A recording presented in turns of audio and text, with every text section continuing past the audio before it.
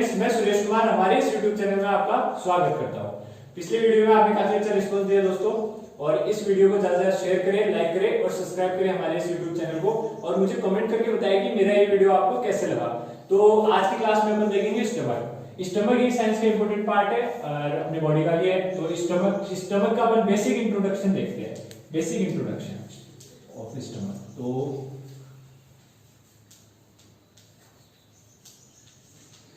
Stomach है ना, एक होलो मस्कुलर ऑर्गन होता है, होलो मस्कुलर ऑर्गन होता है।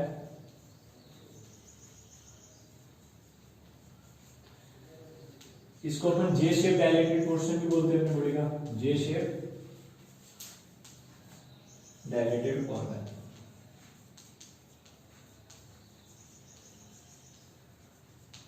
ये इसका लोकेशन कहां पे लोकेटेड होता है? Just below diaphragm.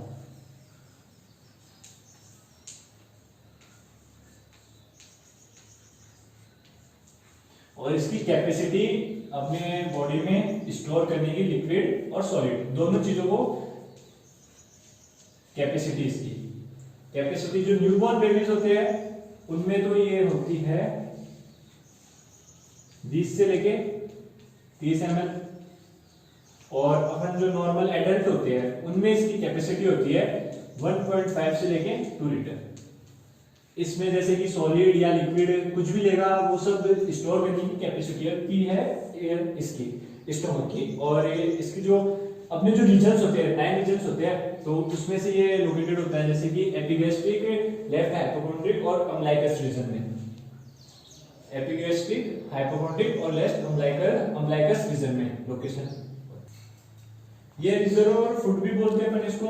ये रिजर्वर और फूड यानी फूड स्टोर करता है ना बॉडी में, इसलिए इसको रिजर्वर और फूड भी बोलते हैं। और फर्स्ट ऑर्गन होता है अपने डाइजेस्टिव सिस्टम का स्टमक।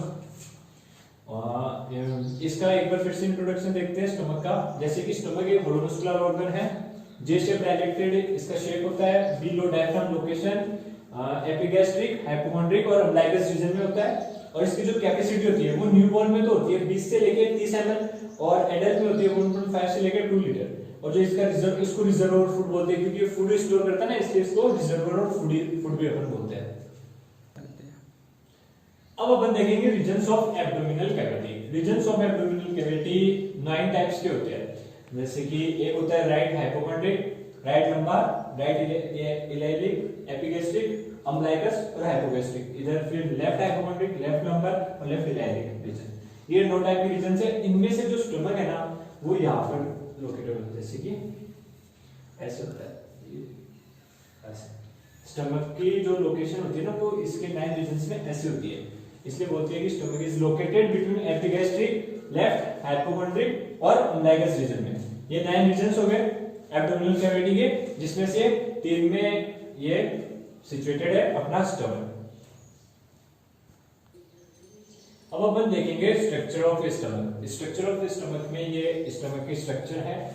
ये यहाँ पर है ना, ये होता है कार्डियक स्पिंचर। कार्डियक स्पिंचर इसलिए के ऊपर दिल होता है, दिल को कार्डियक भी बोलते हैं। स्पिंचर यानी एक वॉल होता है ना, वॉल टाइप में स्पिंचर, यानी वापस ब्लैक जो बैक फ्लो होता है ना फूड का, उसको प्रिवेंट करने के लिए यहाँ पे स्पिंचर होता है। ये कार्डियक स्पिंचर, क्योंकि ये कार्डियक ऊपर इससे जस्ट कनेक्ट में, इसलिए इसको कार्डियक स्पिंचर बोलते हैं। यहाँ पे एक नोच है, इसलिए इसको कार्डियक नोच बोलते हैं।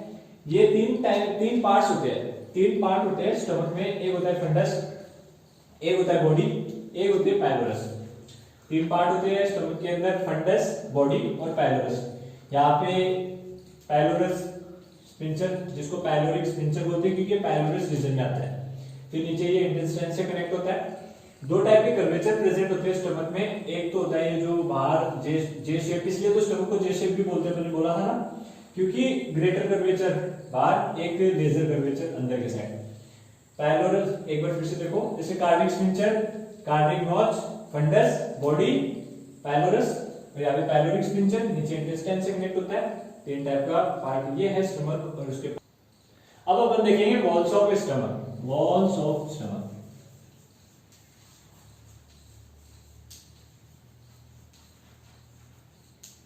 वॉल्स ऑफ, जैसे परत होती है ना, वॉल्स ऑफ स्टमक 4 टाइप की होती है अपने स्टमक के। 4 टाइप्स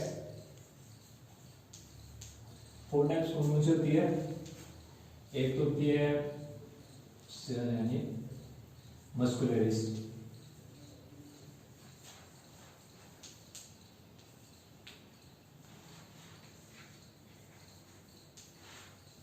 एक होती है म्यूकोसा,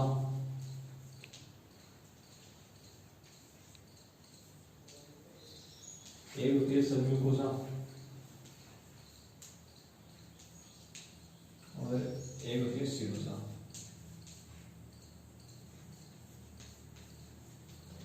मस्कुलरिस, म्यूकोसा, सबम्यूकोसा और सीरोसा। तो ये 4 लेयर्स होती है, 4 वॉल्स होती है अपने स्टमक की, मस्कुलरिस, म्यूकोसा, सबम्यूकोसा लेयर और सीरोसा लेयर, सीरोसा लेयर। तो ये जो मस्कुलरिस है ना, ये फिर फर्दर 3 टाइप की होती है। जैसे इसकी एक आउटर होती है, एक इनर होती है और एक मिडल होती है। जो एक होती है लॉन्गिट्यूडिनल,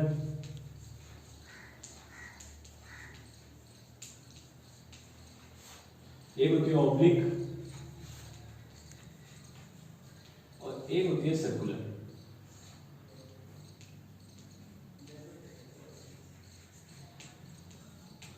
ये जो म्यूकोसा होती है ये रद्दी बना, जैसे जब स्टमक एम्प्टी होता है ना, एम्प्टी, जब ये स्टमक एम्प्टी होता है, जब ये रद्दी का फॉर्मेशन करती है, जो एक फोल्ड होती है, फोल्ड स्टमक में जब अपना स्टमक एम्प्टी होता है ना, जब एक फोल्ड लाइक स्ट्रक्चर बनती है, वो म्यूकोसा लेयर बनाती है, उसको रद्दी बोलते हैं अपन। और ये प्रोटेक्शन का काम करती है सीरोसा और सबम्यूकोसा लेयर। ये 4 वॉल्स होती है, mucosa layer, muscularis, mucosa, submucosa और सीरोसा। जो मस्कुलरिस लेयर होती है वो 3 टाइप की होती है, एक तो होती है लॉन्गिट्यूडिनल, एक होती है ऑब्लिक, एक होती है सर्कुलर। म्यूकोसा रद्दी का फॉर्मेशन करती है, सबम्यूकोसा और सीरोसा। अब अपन देखेंगे सेल्स ऑफ स्टमक एंड उनके सीक्रेशन, सेल्स और उनके सीक्रेशन और सेल। तो सेल 3 टाइप के होते हैं। पहला होता है चीफ सेल, दूसरा होता है पैराइटल और तीसरा होता है गॉबलेट सेल। इसको अपन म्यूकस भी बोलते हैं, म्यूकस। अब देखेंगे इनका सीक्रेशन। जैसे कि जो चीफ सेल होता है उसका सीक्रेशन, पैराइटल होता है उसका सीक्रेशन और म्यूकस होता है उसका सीक्रेशन। जो चीफ सेल है ना, उसका 2 टाइप के सीक्रेशन होते हैं। एक तो पेप्सिनोजन,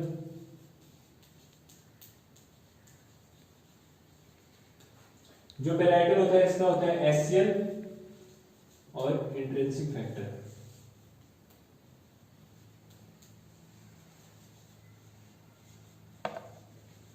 और जो ये गॉलब्लैडर म्यूकस है, इसका होता है म्यूकस।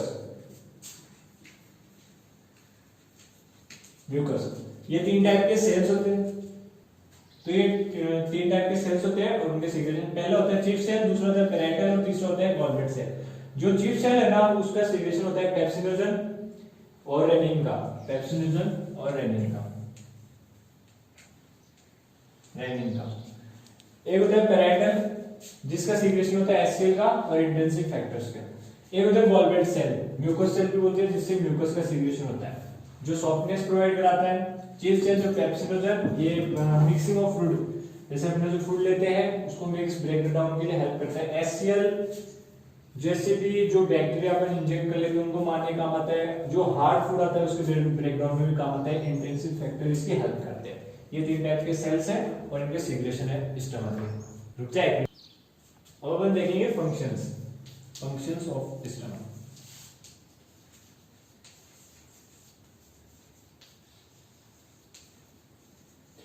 फंक्शन ऑफ स्टमक बहुत टाइप के होते हैं। जैसे पहले ये temporary storage of food, temporary storage करता है फूड का।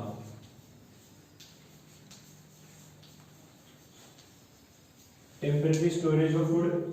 सेकेंड, मैकेनिकल डाइजेशन के काम आता है, अपने बॉडी के मैकेनिकल डाइजेशन के काम आता है।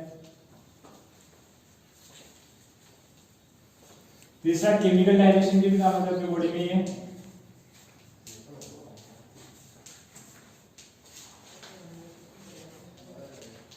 एब्जॉर्प्शन ऑफ वाटर, एब्जॉर्प्शन के काम आता है।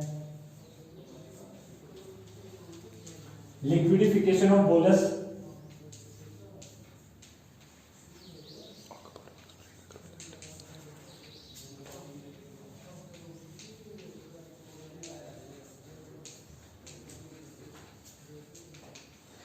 जो जैसे कि मैंने आपको इंट्रिंसिक फैक्टर बताया था, केमिकल मैकेनिकल डाइजेशन में काम आता है। इंट्रिंसिक फैक्टर में होता है ना, जैसे कि उसमें होता है जैसे B12 होता है, वो काम करता है इंट्रिंसिक में, जैसे कि फूड के एब्जॉर्प्शन में जो काम आता है B12 इंट्रिंसिक फैक्टर में मोर रिलीज होता है और वो काम होता है। रेनिन जो आपको मैंने एक हार्मोन बताया था, रेनिन 2 होते हैं बॉडी में हार्मोन, जैसे एक तो रेनिन डबल एन वाला होता है ना, वो तो स्टोमक से रिलीज होता है, और जो एक सिंगल एन वाला होता है वो किडनी से रिलीज होता है। तो इसके कंफ्यूजन आप ध्यान रखना। और जैसे कि ये काम आता है 6 इसका, जैसे कि ये अपने जो अगेंस्ट डिफेंस जो बैक्टीरिया होते हैं ना, कई बैक्टीरिया होते हैं वो अपने बॉडी में आ जाते हैं, तो उनको मारने के लिए भी काम आता है ये। तो अगेंस्ट बैक्टीरिया भी ये एक्शन लेता है, क्योंकि इसमें HCl प्रेजेंट होता है, और HCl की पीएच आपको बताइए, HCl के कारण ये अगेंस्ट बैक्टीरिया को मारने का मतलब है, क्योंकि HCl की आपको पता है पीएच 1 से लेके 1.2 के बीच में होती है, तो ये काफी एसिडिक होता है जिससे बैक्टीरिया जिंदा नहीं रह सकते। तो ये फंक्शंस हो गए जैसे कि temporary storage, mechanical digestion, chemical digestion, उसके absorption of liquidification of bolus against bacteria, और इंट्रिंसिक में B12 मेन काम आता है। रेनिन जो डबल एन वाला होता है ना, वो स्टमक से रिलीज होता है, ये याद रखना। तो ये फंक्शंस हो गए स्टमक के। तो फ्रेंड्स, ये थी आज की क्लास। आपको कैसी लगी मुझे जरूर बताएं कमेंट करके। मेरे इस YouTube चैनल को आप सब्सक्राइब करें, मेरे इस वीडियो को लाइक करें और शेयर करें।